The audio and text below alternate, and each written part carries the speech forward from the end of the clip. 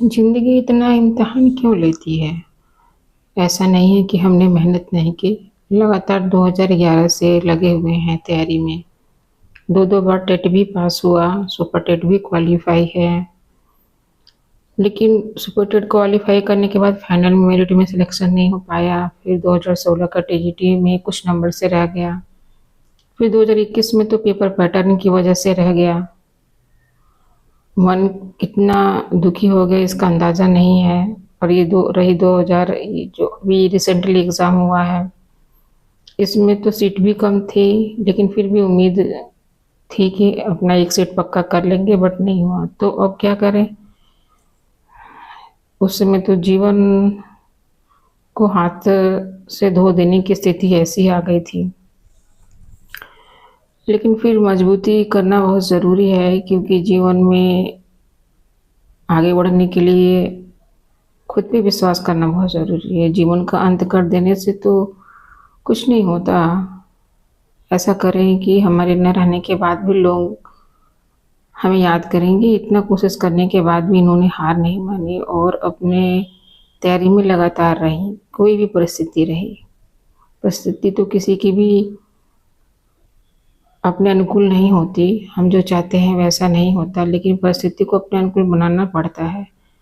घर में फैमिली के साथ सारी चीज़ों को करना बहुत कठिन हो जाता है, लेकिन करना भी हम ही को है, वही हमारे हाथ में है। इसके लिए हमें अपना माइंडसेट बनाना पड़ेगा, ताकि हम अपने काम को अच्छे से कर सकें, अपनी गलतियों को दोबारा रिपीट न करें।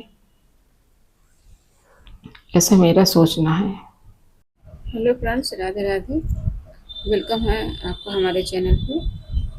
अब हमें आगे के बारे में सोचना होगा कि हमारा जीवन आगे कैसे बढ़ेगा और हम कितने अपने जीवन में ग्रोथ कर पाएंगे और कितने नहीं कर पाएंगे। इस पर विशेष ध्यान देते हुए हमें आगे की रणनीति बनानी होगी, क्योंकि देखिए 2027 में जो चुनाव आने वाले हैं उसके पहले बहुत सारी वैकेंसी आने वाली है। उन सारी वैकेंसियों को हम अच्छे से देखेंगे, एनालिसिस करेंगे और ये मानते हुए चलेंगे कि हमारे लिए एक सुनहरा अवसर है। और इसके बाद ये अवसर कब आए किसी को पता नहीं, क्योंकि टीचर की वैकेंसी तो ऐसी है कि एक बार आती है और 4-5 साल बाद तो पूरी होती है। इसलिए हमको क्या ध्यान में रखना है कि ये वैकेंसी जो आ रही है उसमें हम अपना एक सीट कैसे पक्का करते हैं। इस चीज़ को हम एक चैलेंज के रूप में लें, मोटिवेशन के रूप में लें, तभी हम इस पे काम कर पाएँगे। क्योंकि देखिए हम तभी सक्सेस हो सकते हैं जब अपना माइंडसेट हम बनाएँगे अच्छे से। और सक्सेस होने के लिए माइंडसेट और डेडिकेटेड दोनों होना ज़रूरी है। अब पहले ही पुराने ही पेपर में आप देख सकते हैं कि आते तो क्वेश्चन बहुत सारे गलती हो गए, पता नहीं कैसे हो गए, पता नहीं चला। टिक करते हुए लगाया इसमें से चला गया उसमें, इस वजह से बहुत सारे क्वेश्चन की गलतियाँ हो गई जो हमें पता था। बाद में हमने चेक किया तो अरे इसका उत्तर तो हमने यही लगाया था, पता नहीं आंसर की में देखा तो कुछ और हो गया। तो इन सारी चीज़ों को विशेष रूप से हम ध्यान में देंगे और आने वाली वैकेंसी को हम ये गलती नहीं दोहराएंगे। आज वैकेंसी तो आएगी, कोई लोग बोलने नहीं आएंगे, तो इस पर नहीं पे हमको बिल्कुल नहीं ध्यान देना है।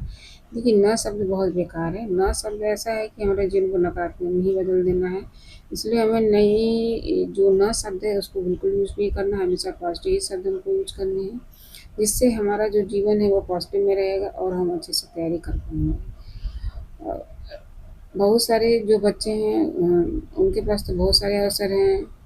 केवीएस है, दिल्ली अधीनस्थ का है वैकेंसी, बहुत सारे में भर सकते हैं। पर हम जैसी औरतों के पास से इतने सारे अवसर नहीं है, उनके पास मात्र हमें जहाँ तक लगता है एक लास्ट अवसर है जिसका हमें भरपूर यूज करना चाहिए, ताकि हमें फिर पछतावा ना हो। क्योंकि देखिए हम लोग कुछ भी कह लें, सत्य तो यही है कि बच्चे बड़े हो चुके हैं और कहीं न कहीं जब बच्चे बड़े हो जाते हैं तो हम उन पे ना बोझ बने, इसका विशेष ध्यान देना। आज तक तो हमने उनकी परवरिश की, उनकी ज़िम्मेदारियों को उठाया, तो हमें तो बहुत अच्छा लगा, बहुत सुख प्राप्त हुआ। लेकिन जब उनकी बारी आती है, अगर ना चाहते हुए उन्होंने कोई एक ऐसा शब्द यूज़ कर दिया, तो हमारे दिल को बहुत छू जाता है और बहुत हर्ट होते हैं हम। तो इससे हर्ट से छुटकारा पाने का एक ही माध्यम है कि हम लोग अच्छे से पढ़ें और अपनी तैयारी करें और एग्ज़ाम क्वालीफाई करके एक जो सीट है वो पक्की करें। तभी हमारा आत्मसम्मान भी बढ़ेगा, आने वाला समय भी हमारा उज्ज्वल होगा और सारे लोग हमारा रिस्पेक्ट करेंगे, क्योंकि देखिए रिस्पेक्ट के लिए बिना तो जीवन भी बेकार होता है। तो आई होप मेरी बातों से आप लोग अपने आप को कोरिलेट कर पा रहे होंगे। सबके जीवन में ये कर तो सकते हैं, कोई बनावटी चीज़ नहीं है, सबके जीवन में ये कल तो आना ही आना है। इसीलिए हम सारी चीज़ों को ध्यान में रखते हुए अपनी एग्ज़ाम की तैयारी अभी से करेंगे। पता है क्या गलती हो जाती है हम लोग से कि एग्ज़ाम की तैयारी तो हम करते हैं, लेकिन बीच-बीच में थोड़ा गैप हो जाता है। जैसे एग्ज़ाम का डेट टल गया तो फिर हमने रियलाइज़ कर लिया, चलो ठीक है अभी टाइम है। फिर जब 1 महीना फिर रह गया तो फिर हमने शुरू की। यही सारी चीज़ें हैं जो हमें एग्ज़ाम में पीछे ढकेलती हैं। तो ये सारी गलती हमें नहीं करनी है। अभी से ही 2-2 घंटा, 1-1 घंटा हम लोग क्वेश्चन को पढ़ेंगे, याद करेंगे, रिविज़न करेंगे, तभी हम हर चीज़ को अच्छे से ध्यान में रख पाएँगे, क्योंकि नए राइटर्स बहुत आ गए हैं, उनकी रचनाओं को याद करना भी थोड़ा कठिन है।